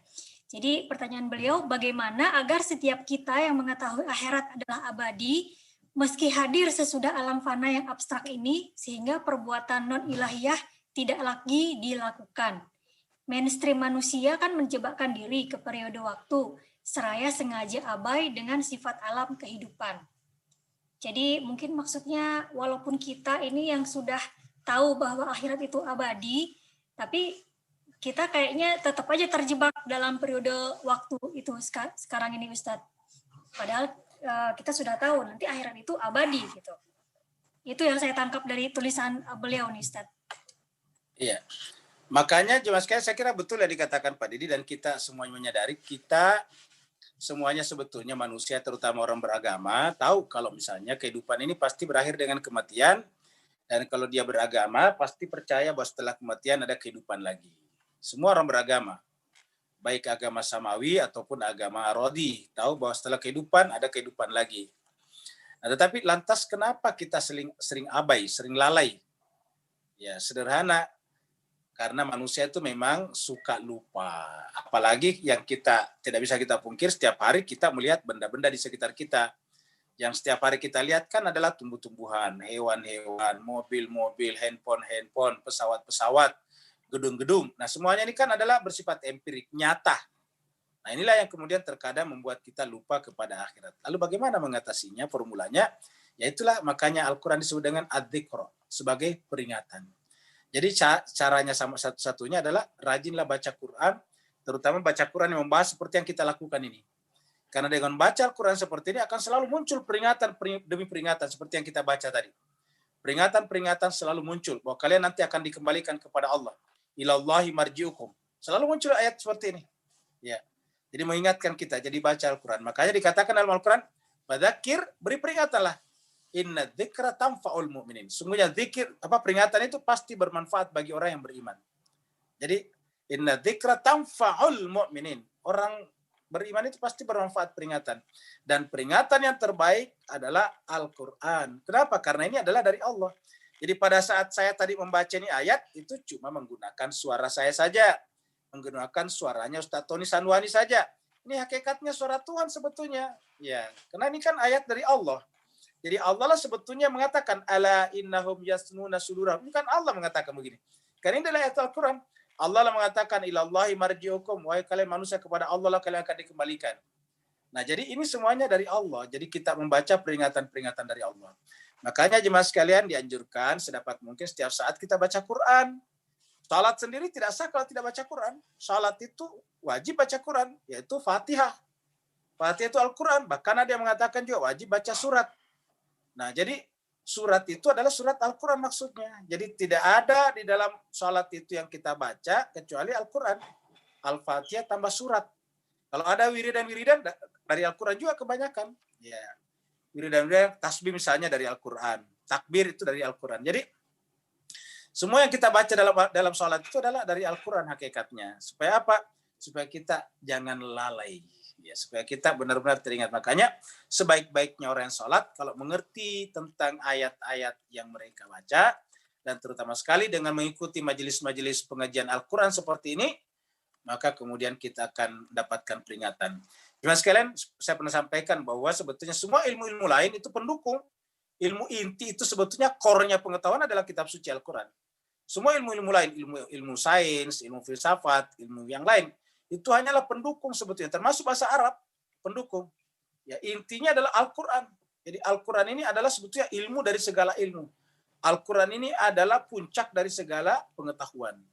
Kenapa? Karena Al-Quran ini datang dari Allah dan pengetahuan Allah adalah sempurna. Begitu. Ya Ustadz, menarik sekali. Jadi sebenarnya Al-Quran ini kita buat seperti reminder ya Ustadz ya, alarm. Jadi ya, betul. Waktunya setiap hari, setiap minggu, kapan kita baca, kita buka ya Ustadz ya. Betul, betul. Oke. Apakah ada pertanyaan lain? Kelihatannya belum ada. Kalau belum ada mungkin boleh Ustadz kita persilakan Pak Dedi. Kayaknya masih ada pertanyaan berikutnya lagi. Ya, silakan. Ya, walaupun begitu. Ya, apa? Ya, Suara saya terdengar, Ustaz ya? Halo? Ya, halo, kedengaran Pak Dedi. Ya, gini Ustaz. Makanya itu kan yang kalau secara normatifnya kan seperti yang Ustaz tadi paparkan, dan itu sudah insya Allah jamaah kita paham lah. Cuma yang saya masukkan esensi pertanyaan saya adalah di ranah praktisnya Ustaz. Ini sekedar contoh saya sendiri, tanpa termasuk apa-apa, karena tekanan dunia ini kan sangat luar biasa. Bukan berarti kita mau hedonis atau apa, enggak, tapi karena memang kondisi inilah ya, kalau di dunia terlalu global yang kita rasakan di Indonesia saja lah. Nah, maka dari itu saya sendiri punya ikhtiar kayak sering meditasi, sering Riyadhah, itu salah satu ikhtiar. Makanya yang saya tanyakan itu di ranah praktisnya aja, Ustaz. Kalau terkesan ayat atau apa itu kan insya Allah semua sudah paham lah. Cuma yang kita gagal karena kita di yang ranah praktisnya saja. Ya. Termasuk kita sering meditasi, sering semedi, sering Riyadhah. Itu konsepnya di Islam lah. Cuma kan saya lebih ke arah itulah. Karena untuk mengimbangi godaan kehidupan yang dahsyat ini, semakin tahun semakin dahsyat ini. Nah, itu esensi yang pertanyaan saya. Syukur Ustaz. Ya, terima kasih. Jadi intinya saya kira yang kita bicarakan tadi sudah amalan praktis. Jadi kalau amalan praktis ya baca Quran. Kalau saya sih secara pribadi berdasarkan juga pengalaman saya melihat orang-orang ya, persoalan yang menyebabkan orang menjadi susah hidup itu Pak Dedi atau tertekan itu pengetahuan. Jadi semuanya ilmu. Makanya kan seandainya pun ada semedi yang kita lakukan, semedi yang benar itu berdasarkan pengetahuan. Makanya dalam Islam semedinya itu namanya irfan. Irfan itu dari kata araf ya'rifu, mengenal, mengetahui. Karena kalau semedi tanpa pengetahuan nggak bisa, karena yang merubah manusia itu pengetahuan. Bahkan bisa kita katakan hakikat Tuhan itu pengetahuan. Berkali-kali Allah menyebut dirinya sebagai alim, khabir. Ya. Jadi Allah itu adalah alim, khabir. Apa artinya? Kita tidak bisa menjangkau dia tanpa pengetahuan, tanpa melalui pengetahuan. Ya, bahkan ayat pertama turun adalah Iqra, bukan semedi. Ayat pertama turun Iqra, bukan sholat. Ayat pertama turun Iqra, bukan beribadah haji, tetapi bacalah. Ya. Jadi dengan demikian intinya adalah pengetahuan, ilmu. Jadi oleh sebab itulah sesibuk-sibuknya kita dalam kehidupan sehari-hari, sedapat mungkin kita menyiapkan jadwal khusus untuk taklim seperti ini. Ya, untuk apa? Untuk kita belajar bersama-sama. Taklimnya terutama apa? Kitab suci Al-Quran. Karena kitab suci Al-Quran adalah segala-galanya. Ya. Kalau orang Islam percaya, misalnya datangnya Imam Mahdi. Untuk apa Imam Mahdi datang? Ya, Imam Mahdi datang bukan ngajari orang meditasi, tetapi ngajari orang Al-Quran. Nah, Imam Mahdi itu disebut dengan syariqal Quran. Jadi kalau orang yang percaya Imam Mahdi biasa mengucapkan salam kepadanya, Assalamualaikum ya syariqal Quran. Imam Mahdi itu adalah pasangannya Al-Quran, syarik Al-Quran. Ya. Jadi dia datang adalah Al-Quran. Jadi itulah sebabnya maka kemudian semuanya bermula dari pengetahuan. Kalau kini hanya sekedar semedi saja, tanpa pengetahuan, ini ada pada agama-agama lain juga, dan tidak sampai pada tingkat pengetahuan, dan tidak sampai pada tingkat kesempurnaan yang disebut dengan insan kamil. Apa namanya insan kamil? Tidak hanya baik secara jiwa, tetapi juga empati kepada orang lain. Kita lihat banyak orang-orang yang disebut dengan agama lain ya suci, tetapi ketika terjadi kejahatan terhadap kemanusiaan mereka diam. Coba misalnya kita lihat pemuka-pemuka agama besar di dunia mana yang sekarang berpihak kepada Palestina, kan hampir tidak ada. Pada itu kejahatan kepada kemanusiaan, dan itulah timbangan moral kita. Jadi ketika ada kejahatan terhadap kemanusiaan, itulah timbangan pribadi kita. Ya, karena disebut dengan apa namanya insani itu adalah kita ketika kita merasakan kemanusiaan yang sama dengan orang lain. Makanya dalam Al-Quran berkali-kali mengatakan, kalian itu min nafsi wahidatin. Apa namanya nafsin wahidatin? Derita mereka adalah derita kita. Apabila kita hanya sekedar untuk menyelamatkan diri kita saja, ya itu bukan sebetulnya semedi dalam pengertian yang benar versi Islam, bukan irfan. Tapi itu termasuk satu jenis eskapisme namanya. Melarikan diri dari tanggung jawab sosialnya sebagai khalifah. Maka ketika Allah menciptakan manusia, yang pertama disebutkan adalah tugasnya. Itu apa? Khalifatullah fil ardh. Ya, jadi manusia disebut dengan khalifatullah fil ardh. Wa idz qala rabbuka lil malaikati inni ja'ilun fil ardi khalifah. Jadi khalifah. Apa itu khalifah? Mewakili Tuhan, menjalankan kedamaian, keharmonisan di muka bumi ini. Dan tidak bisa menjalankan keharmonisan di muka bumi ini kalau hanya untuk dirinya saja. Dia harus untuk orang lain juga. Dan karenanya butuh pengetahuan yang bersifat komprehensif. Ada lagi yang lain? Ya, terima kasih Ustadz. Sebelumnya mungkin kita mau menyapa dulu Ustadz. Ada sahabat baru, teman baru jauh-jauh dari Houston kelihatannya. Cuman karena saya belum kenal, mungkin Uti, ada Uti bisa memperkenalkan. Iya, Assalamualaikum warahmatullahi wabarakatuh. Waalaikumsalam warahmatullahi wabarakatuh. Ustadz dan teman-teman, perkenalkan ini Pak Adam, Mas Adam dari Houston, jauh-jauh mendengarkan, bergabung bersama kita. Mas Adam ini keponakan dari Bu Jua, saudara dari Mas Raffi. Monggo silakan Mas Adam, mungkin bisa bicara. Makasih. Ya, silakan Mas Adam, perkenalkan diri. Ya, terima kasih ya. Assalamualaikum warahmatullahi wabarakatuh. Waalaikumsalam warahmatullahi wabarakatuh. Saya diberi kabar oleh tante saya, tante Jua, untuk ikut ini. Jadi ya saya juga ya, ikut mendengarkan ya, ikut belajar begitu.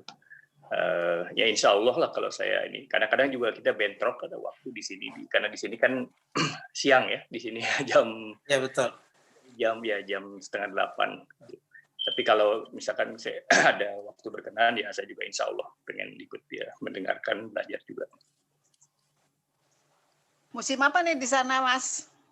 Di sini lagi enak sebetulnya, biasanya kan di sini panas dan dingin ya, tapi nggak lagi enak juga, lagi nggak panas nggak dingin, lagi perubahan ke dingin, jadi tidak usah pakai AC, tidak usah pakai heater. Lagi rame juga mungkin ya, ada berita di Indonesia sedang pemilu di sini nih, sedang saya sendiri ya, mengikuti perkembangannya. Ya, terima kasih Mas Adam, selamat Biden datang. 238. Mudah-mudahan bisa bergabung di waktu-waktu berikutnya. Kalaupun lagi sibuk kita mengerti. Jangan sungkan Mas, silahkan bertanya. Di sini tidak ada pertanyaan yang simple, tidak ada pertanyaan yang dianggap sangat ringan sehingga malu untuk ditanyakan. Silahkan. Terima kasih. Kenalnya, terima kasih Ibu Jua yang sudah jauh-jauh mengundang ponakannya dari jauh. Ini salah satu berkah dari pandemi ya. Sama-sama Mbak Indah. Sama-sama. Adam kalau mau nanya, Adam. Iya, insya Allah udah, ini juga tadi sudah mendengarkan. Nanti insya Allah kalau ada ini pertanyaan. Ya bagus juga, tadi saya juga banyak mendengarkan, banyak belajar juga, banyak pembahasan. Ya. Jadi selamat datang Mas Adam ya. Salam kenal dengan kami semua di sini. کبوترم هوایی شدم ببین عجب گدایی شدم دعای مادرم بوده که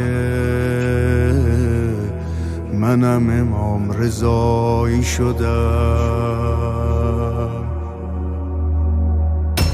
کبوترم هوایی شدم، ببین عجب گدایی شدم.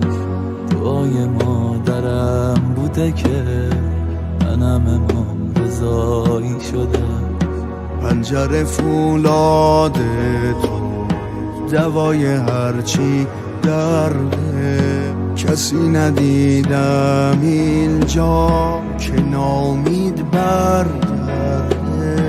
پنجره فولاد تو دوای هرچی درده، کسی ندیدم اینجا که نامید برگرده. چجوری از تو دست بکشم، بدون تو نفس بکشم، تویی که تنها قابل سوز منی. آرزومه دوباره بیا حرمت بدم یه سلام، بهونه عشقای هر روز منی. بی تو میمیرم آقا، یه فقیرم آقا، که تو حج فقرایی. ای کس و کارم آقا جون، تو را دارم غم ندارم، منو دستای گدایی.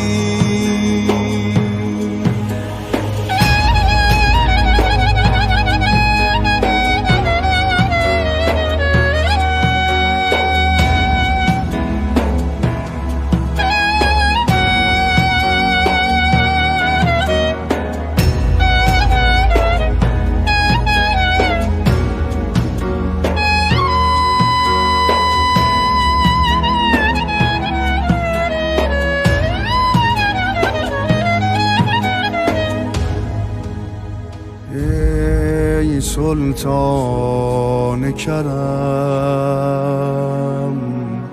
سایت روی سرم،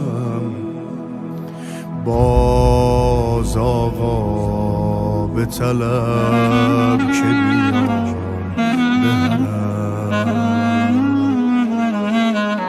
ای سلطان کرم،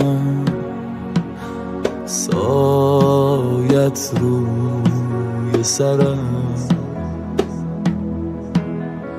باز آقا به طلب که بیام بهرم.